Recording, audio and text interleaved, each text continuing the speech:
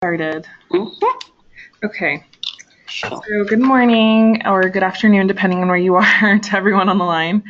We're grateful to have you guys join us today for the latest webinar in our series, hosted by the ABCG Community of Practice on freshwater conservation and WASH integration. For those of you who might not be familiar with the Africa Biodiversity Collaborative Group, it's a coalition of 7 US-based conservation organizations with field programs in Africa who joined together under the premise that tackling the complex biodiversity threats and challenges in Africa could be best done through collaboration and joint expertise.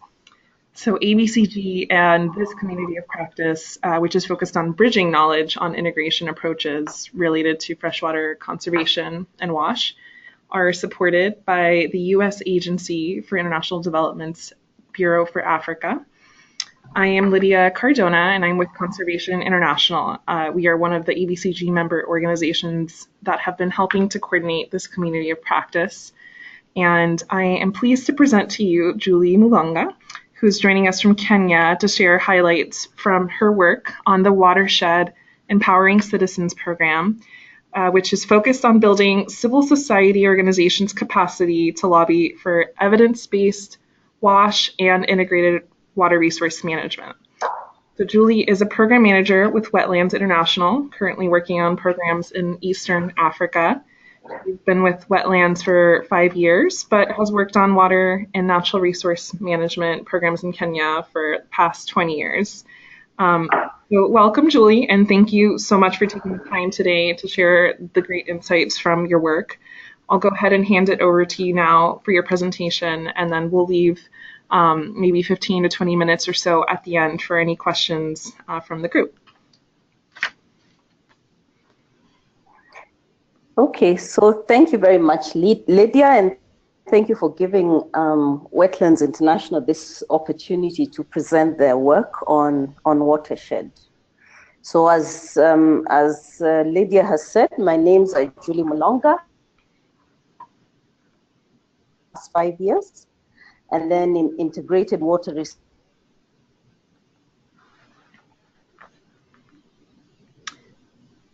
Julie, I think we kind of lost last 5 years. Okay. And then in integrated. So, and as you can see,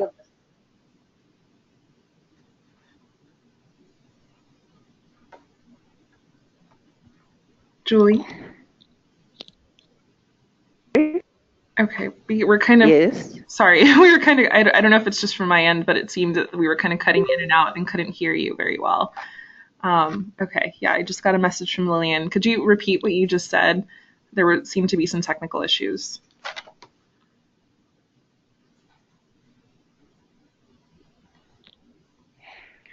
Okay, so I start from the beginning? That would be great. Thank you. Sorry about that. Okay, just stop me in case of anything. We don't, the internet seems to be fluctuating quite a bit. I hope we can make it through to the end. Okay. So as I was saying, my name's Julie Mulonga.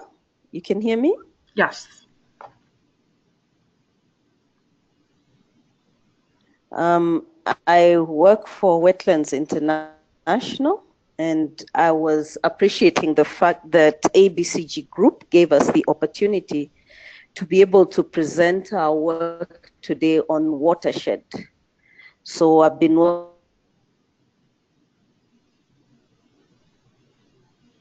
to present our work today on WATERSHED. I've been working for WATERSHED. So I'm going to present this work, but I also want to recognize Lillian Nyaega, who's our WATERSHED focal point, and who's also contributed to this presentation. So to introduce Wetlands International, we're a global organization, a conservation NGO dedicated to sustaining and restoring wetlands, not only for people, but also for nature. As you can see on the map there, we work out of about 16 countries, but we have presence in about 100 countries. So as we work on wetlands, we recognize the fact that wetlands are dynamic.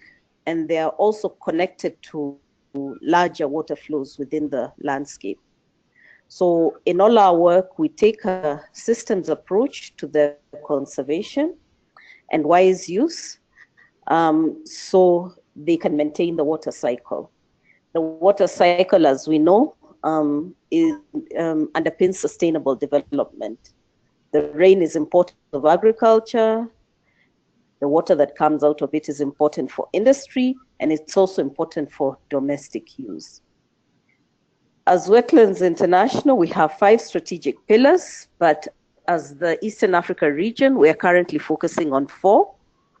The water stores from mountains to seas, blue lifelines in the desert, vibrant coasts and deltas, and then healthy wetlands nature. So our watershed falls under what we term water stores from mountains to seas. So under this, we work within our various communities to ensure that our wetlands, as the natural infrastructure, are conserved and restored. Thus providing benefits not only for people, as I said before, but also for nature. And then we also focus on the fact that risks such as flooding are reduced in this way. And also we provide opportunities for biodiversity. I think we are all, most of us within ABCG are conservation organizations. So we recognize the importance of that. So of course, we then assume that this will create a landscape that's more productive and safer for people and also for wildlife downstream. Now, when we come down to Kenya, I was just looking through the news, and these are some of the things I saw. Deloitte has cautioned that Nairobi risks facing water shortage. There was another article talking about why most rivers, sorry for the spelling error, in Kenya are on their deathbed. And then another one telling us that Kenya, the Nairobi water shortage looms as reservoirs drop. There's another one asking us, is Nairobi actually destined to share Cape Town's fate? So this was rather worrying for me. And as I go into the field, I look at the situation in the field. I go there, I find the cattle sharing the same water as people are. Yet people are drinking the same water, whether or not it's polluted. These water sources are actually not protected. There's a lot of degradation around the water sources. A lot of the greenery that was there has reduced. The wildlife has reduced. When you look at the water itself, you just look at the color. The color tells you a lot. It's polluted. People are washing cars.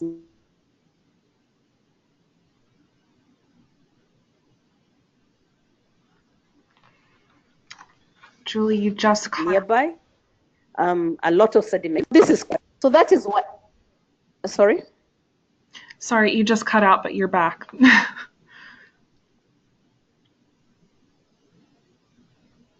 Okay. Okay, so that's the Watershed program. So Watershed is actually a 5-year strategic partnership. So it's designed to strengthen policy and advocacy capacity.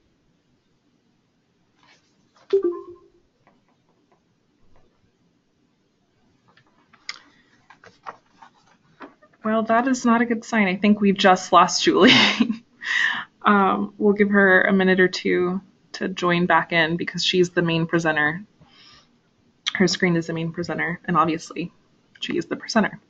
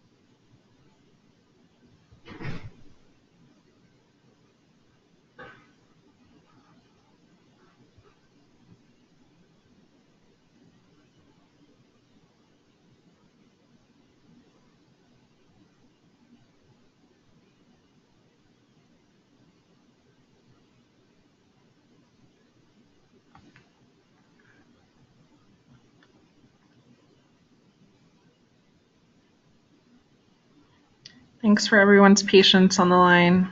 I've just emailed Julie, so hopefully we'll hear from her again in another minute or so.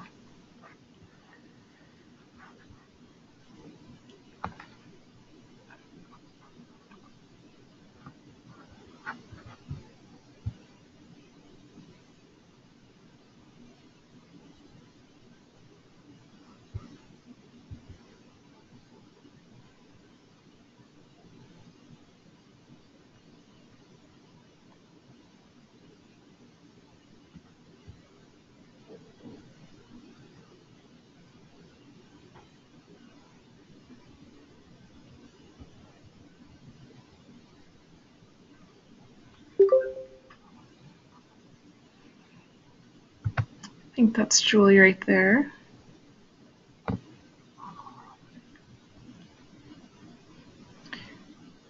Julie, it looks like your audio is muted right now. I'm going to go ahead and make your screen the presenter again, so you'll see that request in just a second.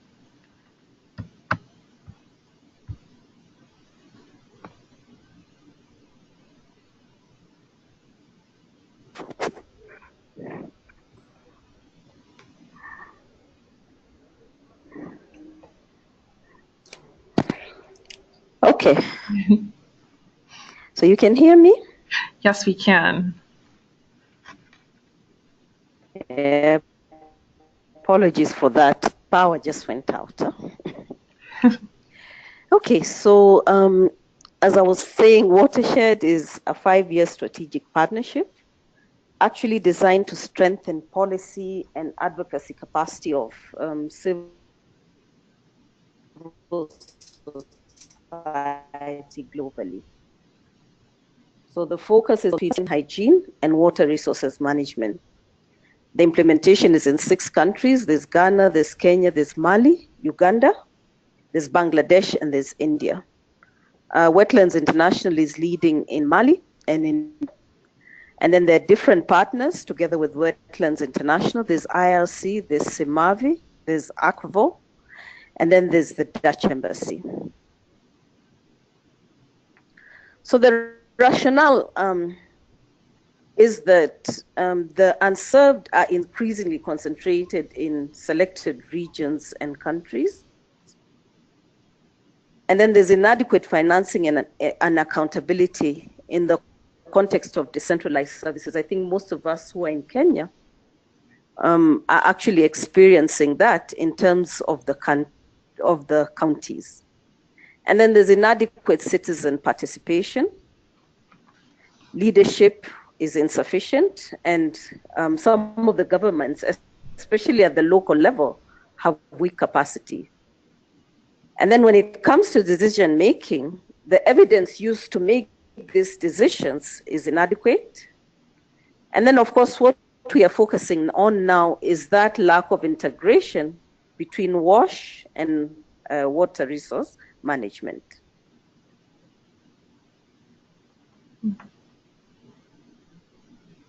So the program focus is be advocacy, and then specifically focusing on identifying and ensuring the inclusion of the marginalized in WASH governance. And then capacity building, of course, focusing on civil society organizations. And then ensuring, of course, there's adequate representation of women and the marginalized. Then Watershed makes use of evidence to empower the civil society, to make the governments accountable, and of course for the private sectors and others. So the partnership continually assesses, it develops, and focuses on implementing tools and approaches for building CSO capacity for evidence-based lobby and advocacy. This will start making more sense as we go forward. So the program objectives, the immediate one is that we have empowered CSOs which are actively engaged in water resource governance dialogues. So in the long term, of course, we're looking at improved governance, both for WASH and water resource management, so that all citizens, including the marginalized, can benefit from the sustainable services. So in Kenya, we are focusing on 2 counties, that is Kajiado and Laikipia. Again, as we say, the integration of WASH and IWRM, CSO capacity strengthening, and evidence-based decision-making. And then we are working with local implementation partners. There's CESPAD, there's NIA, there's Kwaho, there's Kiwasnet, there's Laikipia Wildlife Forum, without who, of course, we'd not be able to take this forward. So some of our key achievements are that in the beginning, we made sure we had a very detailed context analysis baseline in place. And of course, this is what enabled us to come up with some of these interventions that we are moving forward with. We developed a program theory of change. And of course, this we were able to then revise in 2017 so as to ensure there was better theory of change pathway focus. There's been a lot of trainings and webinars to improve the skill and the knowledge of partners. One training that really comes to my mind, which I also took part in, was the private sector engagement. I think a lot of the times we take the private sector as the enemy. But I think one thing we've got to realize is that they're also water users within our landscape. And they're also interested in having water for whatever activities they're going to take part in. And then we've also ensured that Watershed aligns with other initiatives. So we've managed to have various meetings with various organizations, including Caritas, including the Partners for Resilience Project, which is also a strategic partnership project. And we've managed to align some of our activities and do joint activities with most of these initiatives.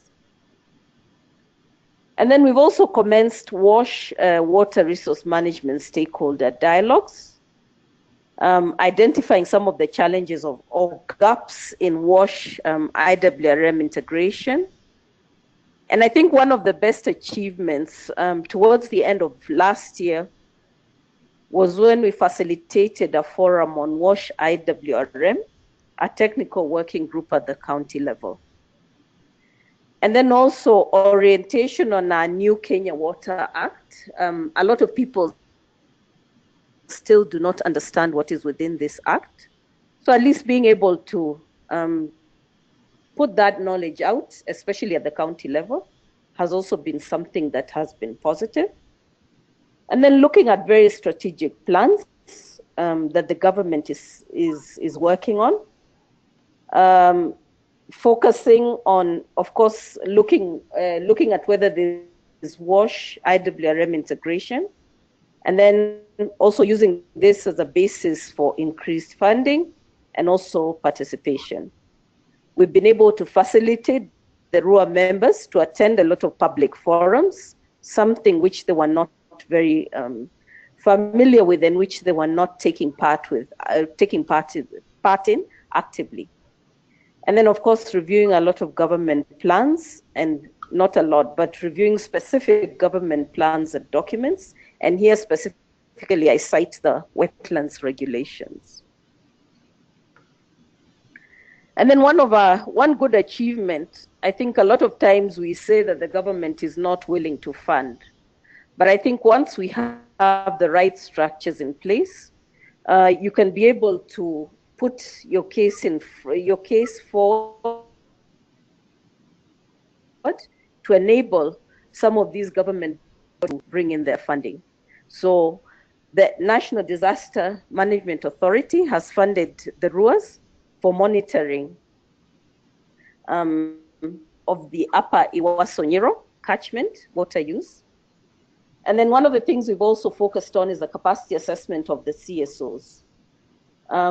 Our CSOs we take as the Water Resource Users Associations. So far 13 have been done in Kajiado and Laikipia, and we are continuing with this. And we've done this in partnership with the Water Resource Authority, the government body, Laikipia Wildlife Forum, Impact, and implementation of the capacity is currently ongoing. Some some of the capacity building plans stress on specific, so we've been able to undertake lobby and advocacy capacity building workshops for some of the LURAs, and of course in collaboration with the Water Resource Authority and NEA to ensure sustainability.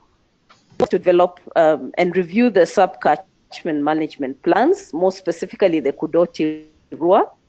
The SCMP is a management tool which helps to develop, conserve, and protect our water resources.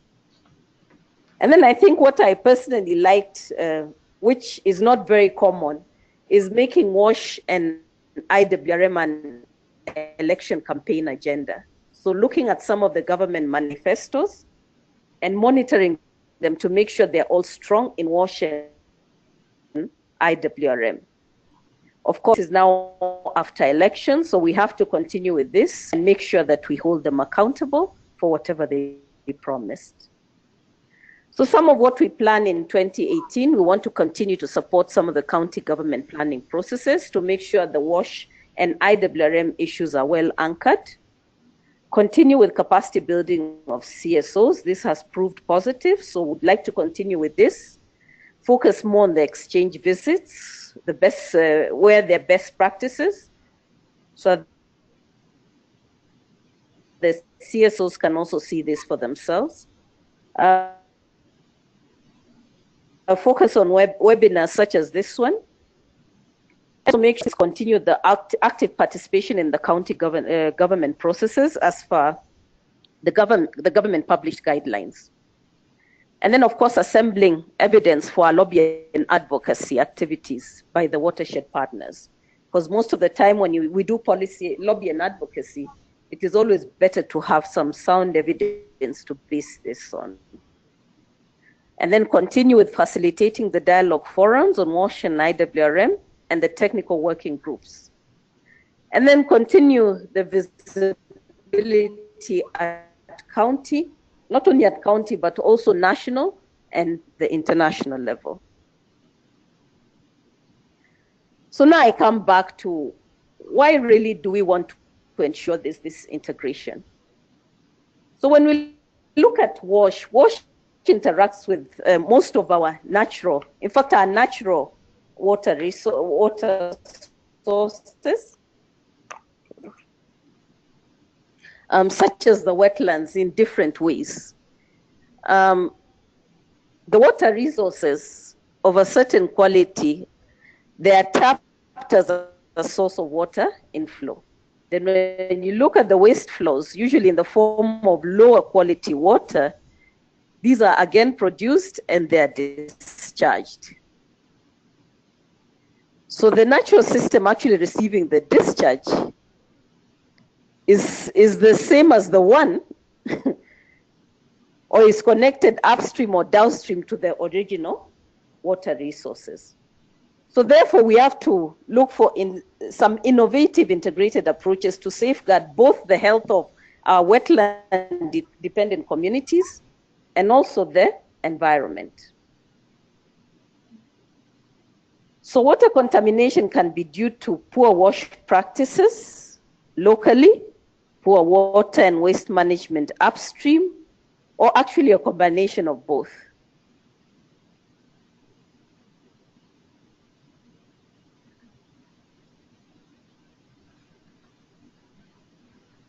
So in many places throughout the world, then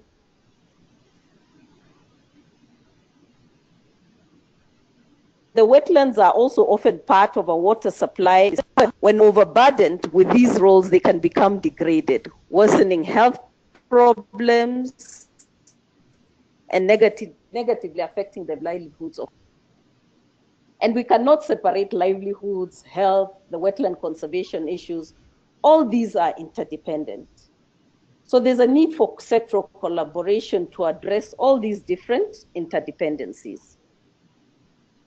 So this collaboration should be based on the recognition of the services that not only wetlands, but all these other ecosystems actually perform, particularly in terms of the water quantity and the quality, and those upstream, downstream interactions. and also on an understanding of how these services are and can be used by the local communities. So here we state some of the benefits of wetlands. They provide the fresh water, be it for drinking, domestic, industry. They're important when it comes to regulation of our hydrological flows. So when it comes to our groundwater, our surface water runoff, our flood water from rivers, it's actually stored in the wetlands. The natural hazard regulation, so wetlands actually act as reservoirs. Then they're also important when it comes to water purification and waste treatment. Then they're also important because they provide food, they provide fiber, they provide fuel.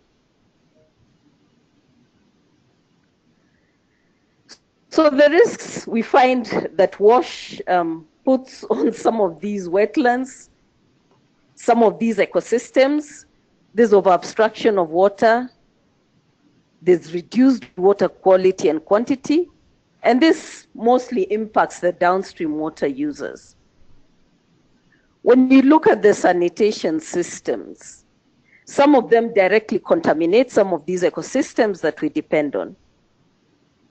We look at the wastewater, we look at wastewater discharge, its composition, its volume, and also issues around its treatment.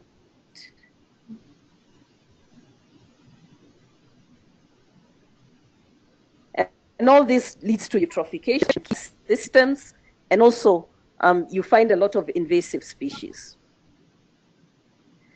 So basically, what is wrong? What is really going wrong? And I think one of the things that's going wrong is sectoral thinking.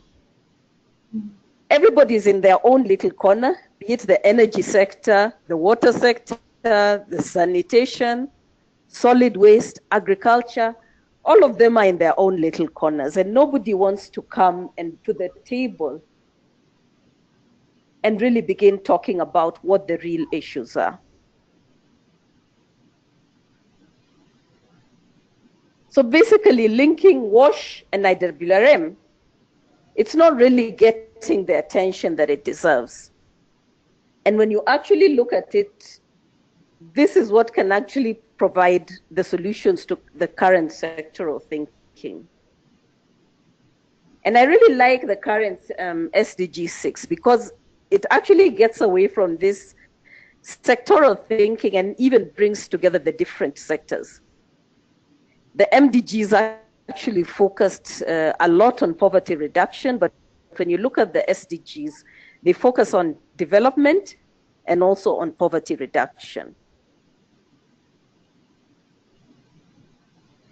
So how do we then capitalize on the linkages? So we have to think of it in terms of integrated water resource management. The policy and the practice need to be better linked. We have to reflect the realities on the ground. The organizational and the institutional capacities actually need to be developed to achieve this. We still have not reached that level. And then we have to apply the principles of water resources management.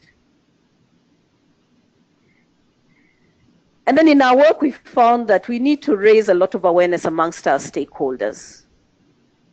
So here we are talking mainly about our wetlands, of course, but mainly it's not only the wetlands, but mostly the water resources and WASH interventions, including the role of the different waste flows, the scope for modifying and rehabilitating our degraded wetlands, and the dynamics between the sanitation systems and the treatment functions in the wetlands. And then what, of course, we are doing within the WATERSHED program is really focusing and targeting on improving the governance part of it. When governance is ineffective, it's often the underlying reasons for the absence or of poor quality sanitation provision, for drinking water supply, or basically effective wetland management. And then, of course, this in turn is due to marginalization of the key stakeholders, including the women. A lot of times the women are the ones who take part in collecting the water. They spend a lot of money in doing it. But when it comes to issues around governance, they're not included in that. So in particular, the lack of access to sanitation, clean water, natural wetland resources can have severe consequences, especially on the groups that are poor. So we need to link and build capacity. We need to better train the practitioners, the community representatives, the local government staff in technology, design, and management.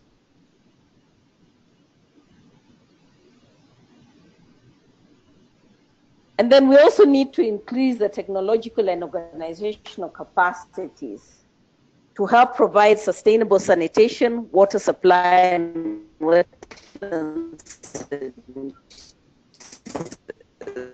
solutions that benefit the environment and also support livelihoods. So basically, as I conclude, there is need to do, some of the recommendations is there's need to develop cross-sectoral partnerships. So to establish joint ownership of these different linkages that we've been talking about. And then be able to undertake cross-sectoral action research. Of course, you'll hear me talking about a lot about wetlands areas, but of course here we are referring a lot to water. So knowledge to develop more integrated approaches and tools. And then of course, developing awareness on the linkages within different organizations that focus on WASH and wetland conservation. I think that's why I really appreciate these different webinars that we're having, and this WASH IWRM platform that has been formed. And then lobby our policy makers and our donors for improved governance and prioritization within the different funding streams. So as I conclude, I think I also wanted to share one of the case studies we have in Rwambu, Uganda, which is a practical example of how linking or integrating WASH and IWRM can really assist in finding more sustainable solutions. So maybe we can watch the video and then we can go, then I can explain a bit after that.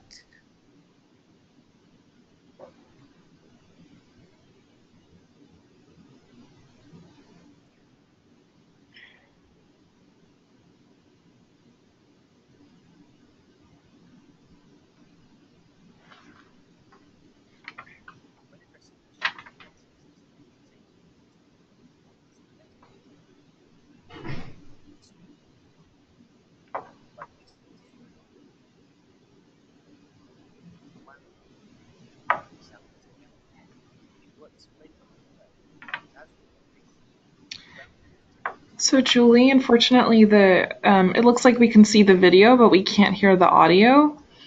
So perhaps you can walk us through it right now, and I can post the link on the Community of Practice, the LinkedIn platform. Ecosystems and hydrology. No problem, I will do that. Actually, we could suddenly hear it. But... So I'll pause it here. So basically, we just... Oh, you can hear it now? We need to be thinking with Can you hear it? Yes. In the past, the people of Rwambu were able to use let me restart it. When addressing issues of access to safe drinking water, what is the best way to help? You can install water pumps, like this one in Rwambu in southwest Uganda. It worked splendidly at first, but as water use in the area increased, the groundwater table receded and eventually the source depleted. Often, singular approaches like this one only provide a short-term solution. To really make water provision for livelihood sustainable, an integrated approach is needed. An approach that takes causes and effects, such as agriculture,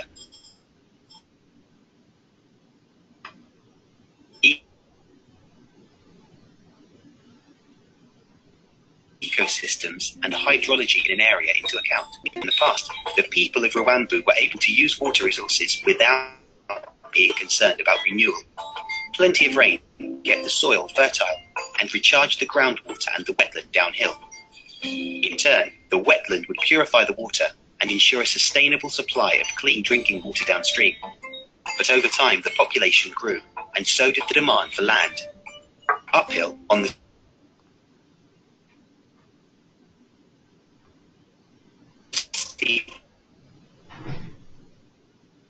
slopes, communities began to remove the tree.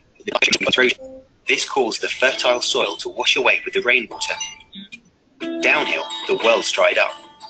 On top of it all, waste and sewage became trapped in a system that no longer purified, and all kinds of water-related diseases. Without fertile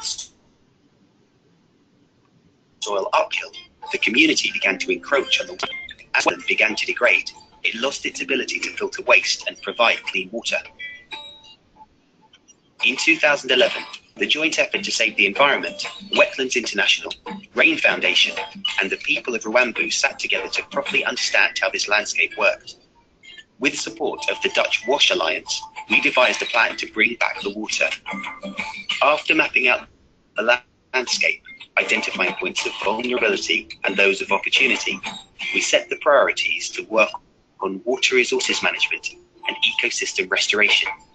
Together with local residents, we decided on the best interventions to improve water and soil quality while reducing water-related diseases. Through reforestation and terracing of mountain slopes, soil erosion was halted and groundwater sources began to recharge. As a result, crop yield dramatically increased. By leading surface water to collection pits, the water which would have been wasted now infiltrated the groundwater and recharged the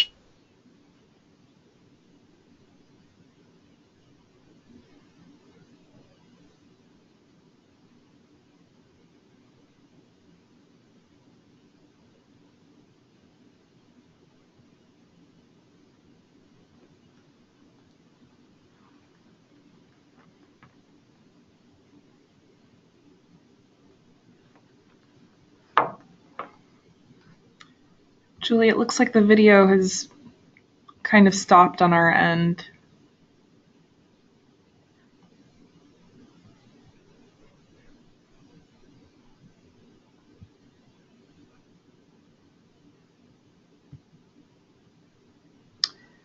Julie?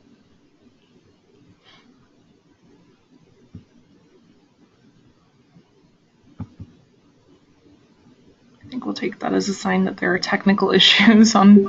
of the landscape. The landscape was a guide to reach. We will be thinking with the landscape. Will you?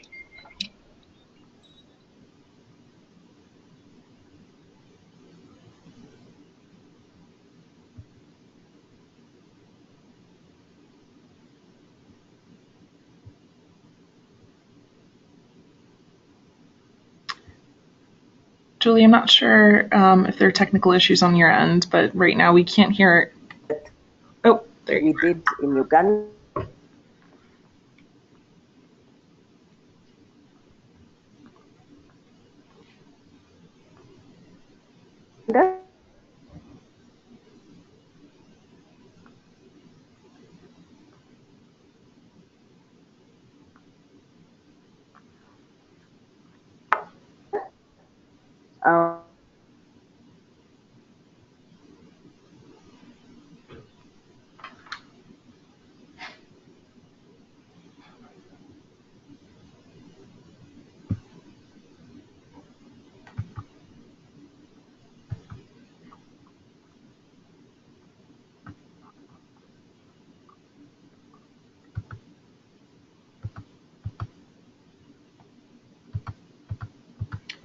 Okay, well, we've managed to come pretty far without too many issues here. So. Oh, there you are.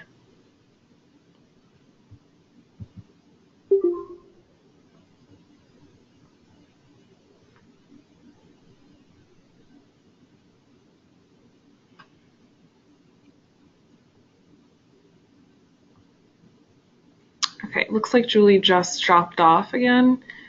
So I think we'll give it another maybe 2 minutes or something to try to let her log back on. But if we're not able to get her because of technical issues, I think what we can do is if you have any questions, since we've reached pretty much the end of her presentation, I will encourage you guys to post it on the LinkedIn group, and Julie can get back to you guys. Oh, I think we have her.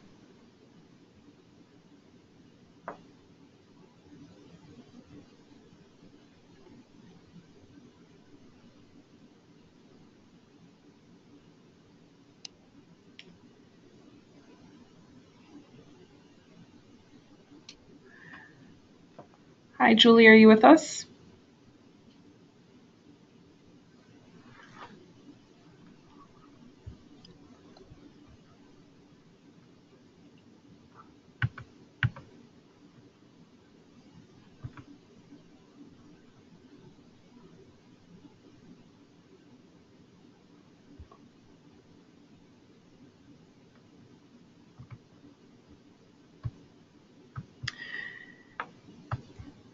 Okay, so she seems to be bobbing in and out from being offline, but I know we also have Lillian on the line with us. Is there anything that you'd like to share, Lillian?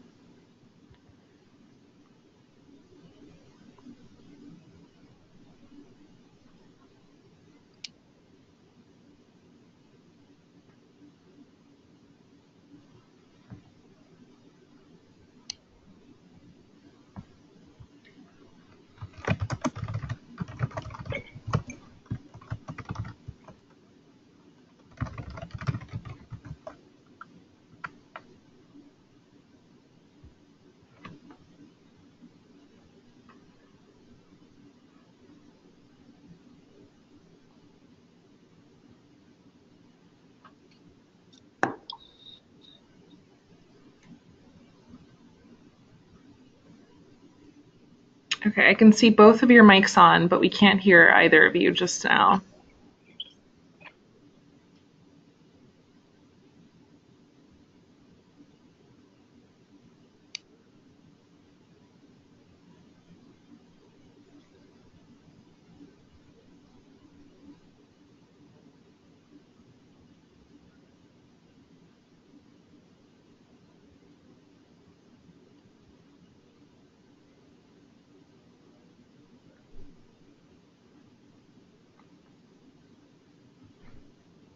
On into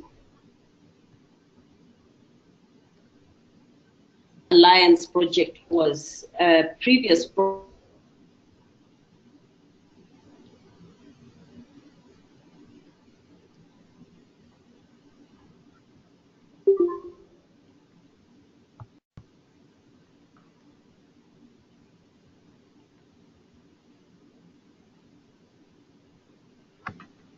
Okay, Julie, we still aren't able to hear you, unfortunately.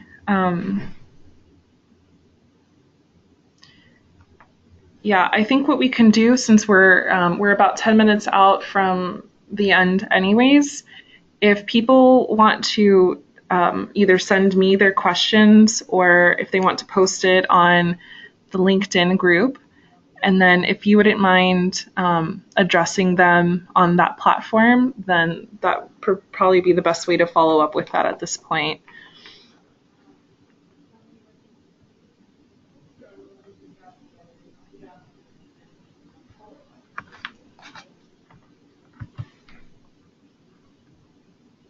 Okay.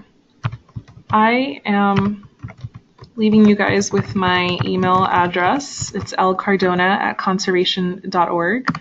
If you're not already part of the freshwater wash community of practice, then you can go ahead and email me and I will add you on LinkedIn. So you can send your questions on that platform, or you can send them to me and I will put you in contact with Julie.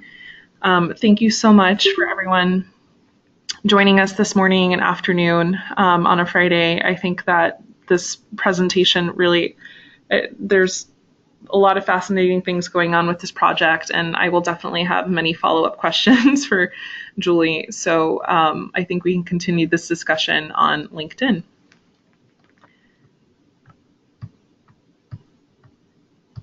All right, thank you again for everyone joining us.